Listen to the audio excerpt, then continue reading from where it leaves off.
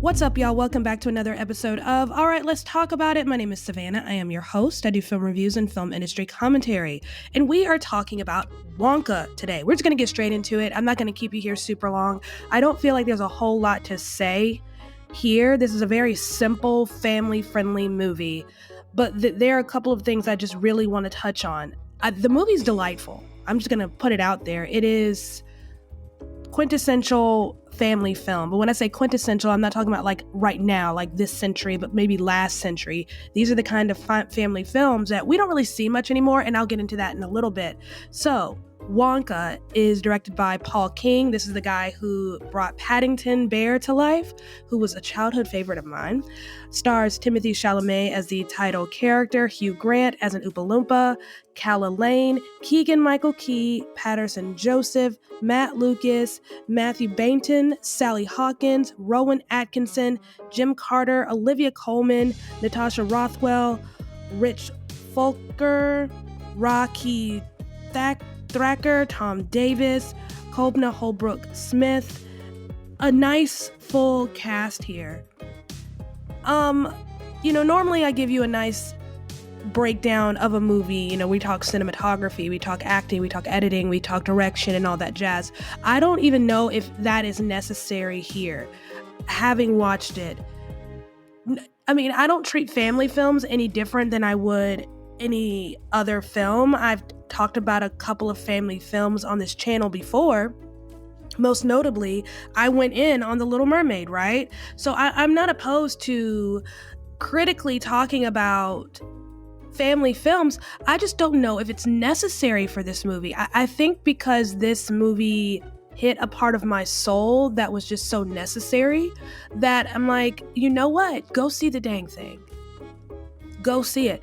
I'm gonna be real here though. I had very low expectations. I had confusing expectations. I was wondering, okay, why is this necessary? Did anybody ask for this? Did we really need a Wonka origin story? Who was asking these questions?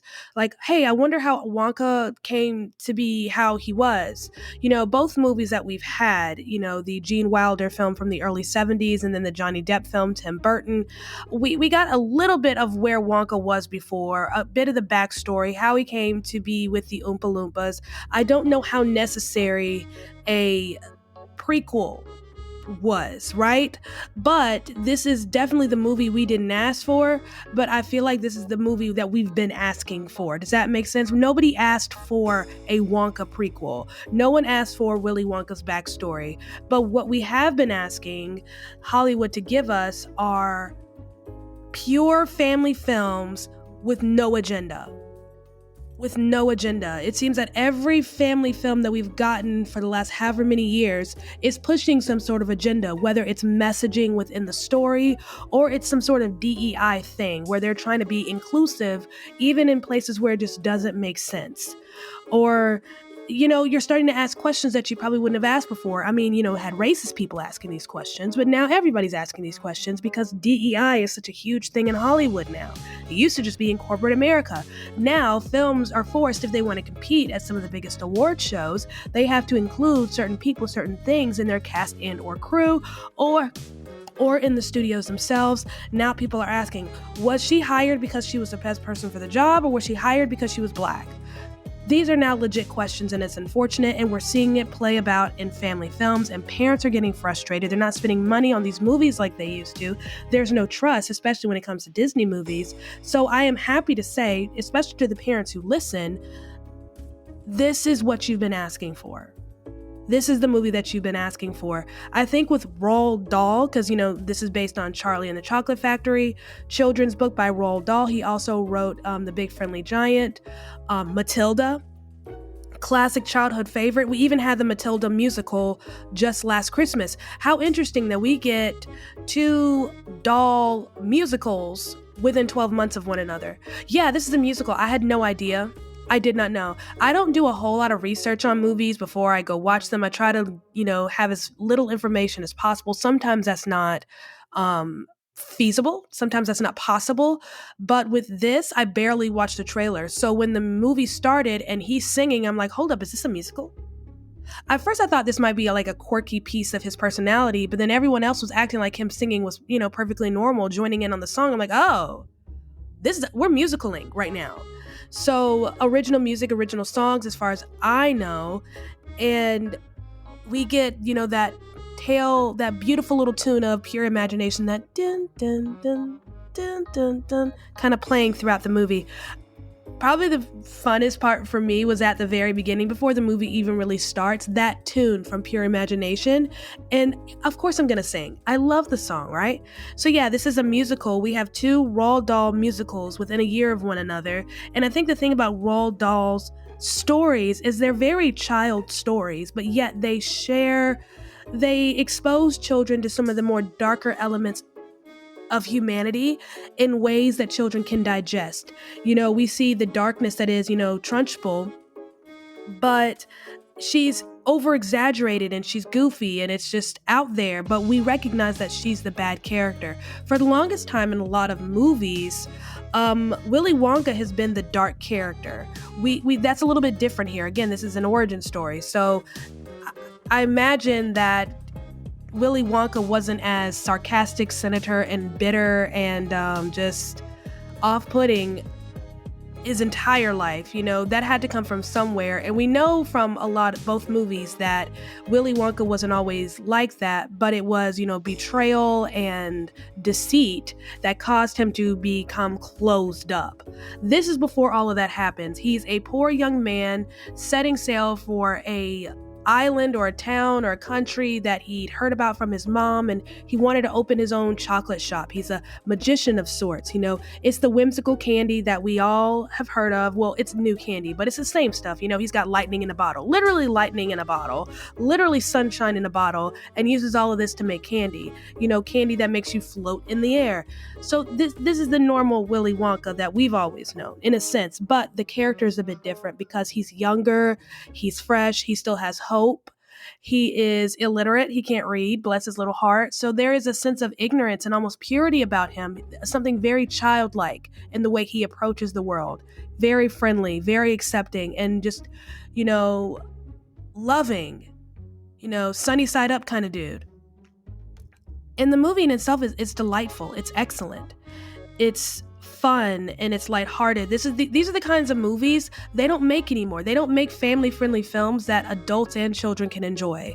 They don't make family-friendly films that, hey, if you're an adult with no kids, you can still enjoy this. You don't have to, borrow your sister's children to take to the movies to feel like you need an excuse to go there. No, there's stuff about this movie that kids are going to connect with and adults are going to find funny that might just go completely over a kid's head. But we're adults. We get it. And it's funny and it's comical.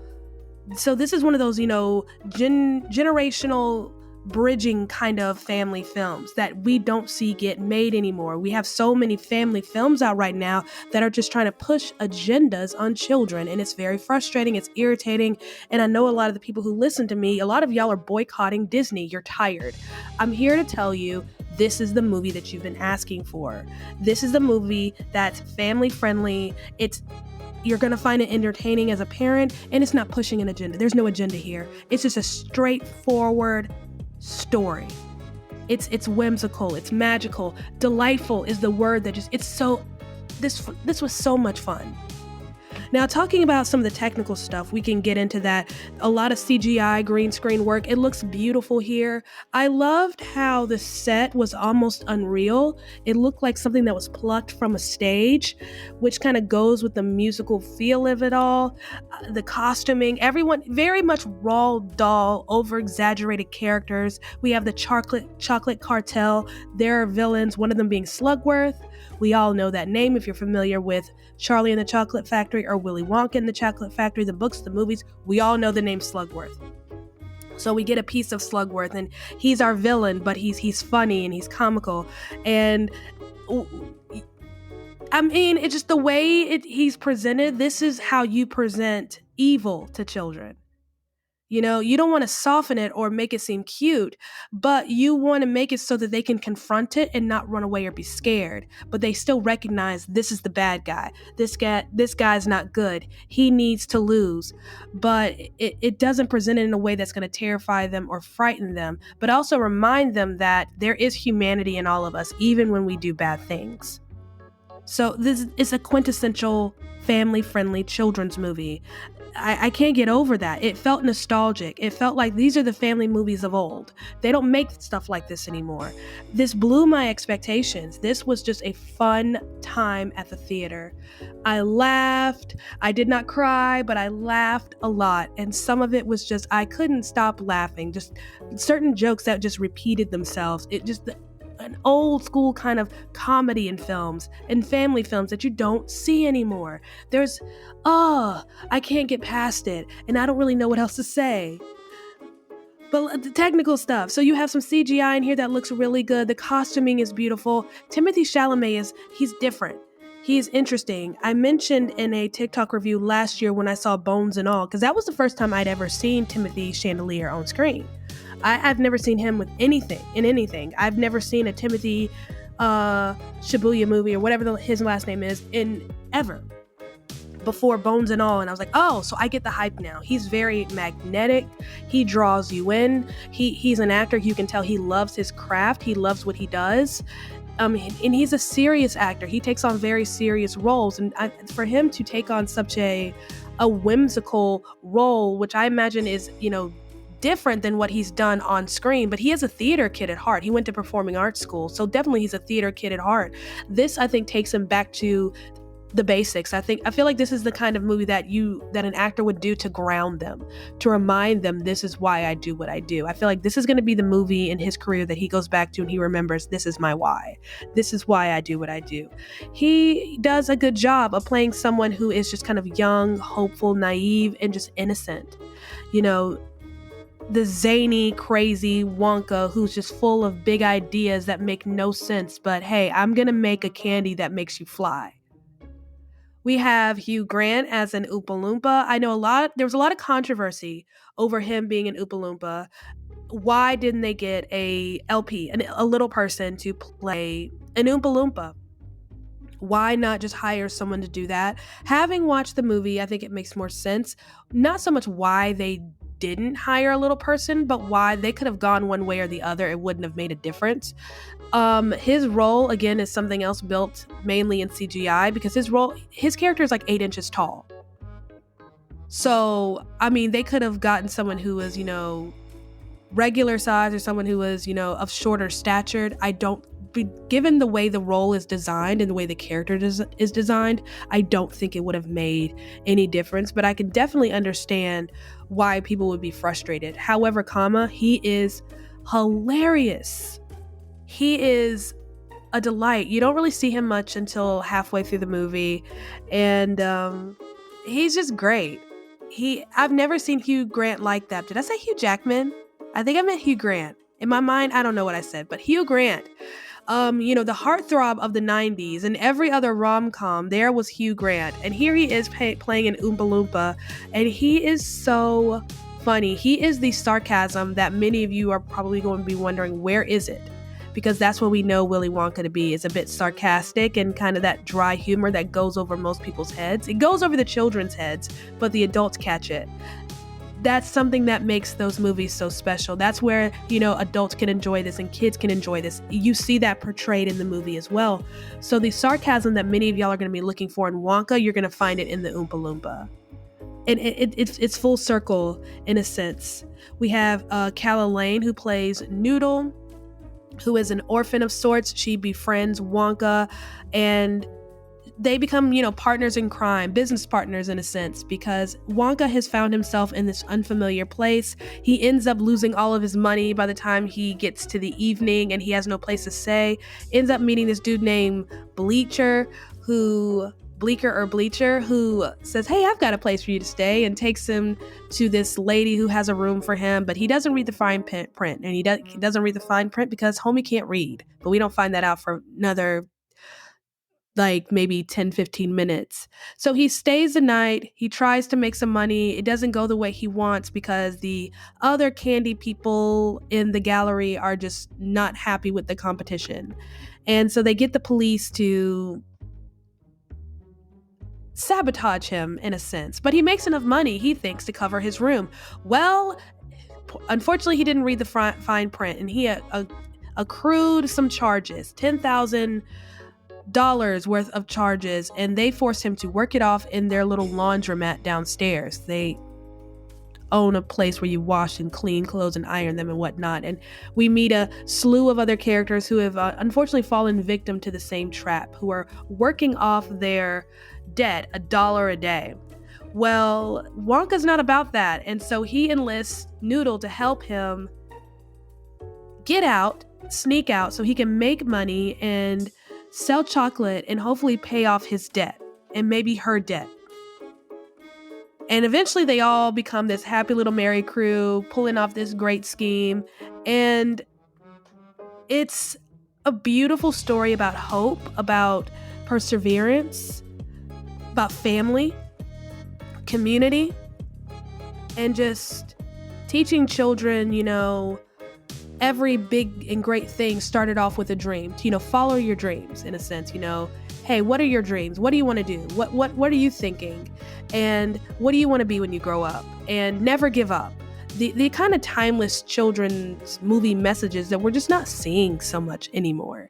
But this is a timeless message of follow your dreams and never give up, never lose hope. And, love is everywhere and love is all around you. And love can be found even in the most strangest of places. It can be found in a basement while you're ironing and washing clothes. And it can be found while a little girl is teaching you how to read. Stuff like that. So it's just a very sweet, whimsical, delightful movie.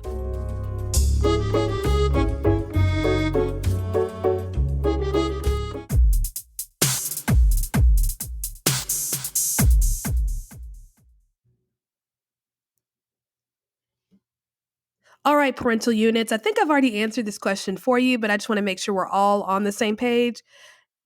This is the part where I answer your most burning question. Is this movie appropriate for my child? This is rated PG, so obviously with that rating, it's considered appropriate for children, parental guidance. So if you have a child that's very, very young, obviously you want to go to the movie theater with them. But if, hey, mama, you want to go get your nails done, you want to get your hair done, you're going to drop your 11-year-old off at the theater. That's what my mom used to do with me when I was a kid. I don't know what you do, but hey, if you're a parent, you feel comfortable doing that. Basically what I'm saying, if you have a kid that's young, they can watch this on their own. It's not that big of a deal. But obviously if you have a child that's under 4, you're going to go to the movies with them. But this is a very child-friendly, family-friendly movie. There are instances with alcohol, gin, whatnot, stuff like that. Then you have the bad guys who are doing bad, evil things. There's a scene where Wonka almost drowns in a whole thing of chocolate, but it's chocolate, so it's funny. That's basically it. There's a scene where he milks a giraffe. I don't know how some parents might feel about that, but it's there. I'm just going to let you know. But it's a straightforward, family-friendly film with a couple of things that only adults would find funny. A little sexual innuendo in a sense, but again, it's the kind of humor that children would find ridiculous, adults would find hilarious. We have Bleacher who thinks that Mrs. Scrubbit is in now I have to look up her name. She is played by Olivia Colman. Yeah, Mrs. Scrubbit. So, yeah, Bleacher is convinced that Mrs. Scrubbit is in love with him, so he takes a bath, quote unquote. We don't see him taking a bath, but we know he's a smelly dude. And, shapes his face up, puts on these dungarees, these short shorts, so he can show off his thighs and be appealing to her. And it's so dorky and it's ridiculous and it's just over the top. It's hilarious, but that's about as adult as it gets. So yeah, I highly recommend. If there's a movie I think you should see with your family, because I know a lot of y'all are like, you're done with Hollywood, you're done with Disney. I implore you, this is the second chance that you've been asking for. It's here. So I hope that helps. Want to advertise on this podcast? Check the episode description to see how you can be featured on the next episode.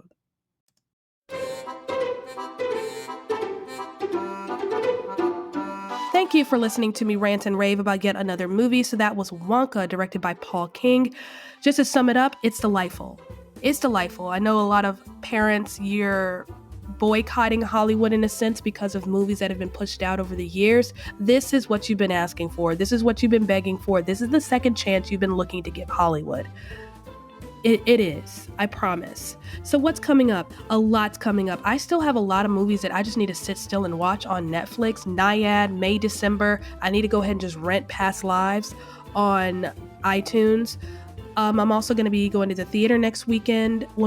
So Thursday and Friday, I'll be seeing Anyone But You, Iron Claw, Poor Things. If I can get my Iron Claw and my Poor Things tickets switched, I'm going to be seeing Poor Things on Thursday, and then you'll get a review for that one and Anyone But You Friday. And then come Christmas, I already got my ticket for, what do you call that movie? The Color Purple. And then I want to see Ferrari as well. It looks interesting. It looks good. I love Shailene Woodley, and I'm starting to like Adam Driver.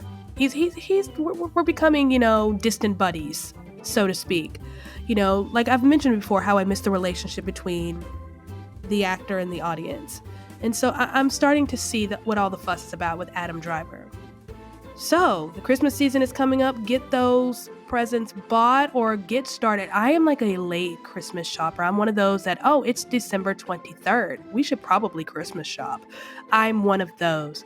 But being so far away, I typically would have done like Amazon and just shipped it to my mom's house and called it a day. So yeah, that's what's happening. That's what's coming up for me. Expect normal reviews next week for Poor Things and Anyone But You. And then I'll let you guys know what I think of Iron Claw and The Color Purple when I see those. I hope you have an amazing weekend and upcoming week. I hope you're not too stressed out with all the holidays. You guys are amazing. Thank you. Love you. And I will see you soon.